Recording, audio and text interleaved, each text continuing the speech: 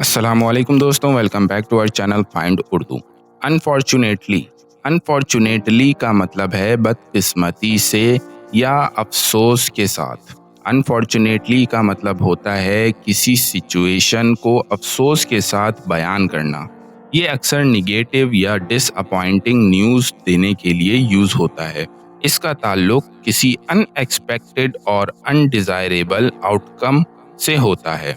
For example, unfortunately मौसम खराब होने की वजह से ट्रिप कैंसिल करनी पड़ी।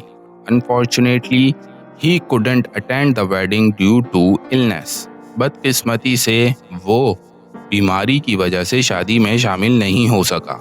तो दोस्तों, अनफॉर्चुनेटली का मतलब है बदकिस्मती से या अफसोस के साथ। उम्मीद है अब आपको अनफॉर्चुनेटली का मतलब समझ में आ गया होगा। मिलते हैं नेक्स्ट वीडियो में। शुक्रिया।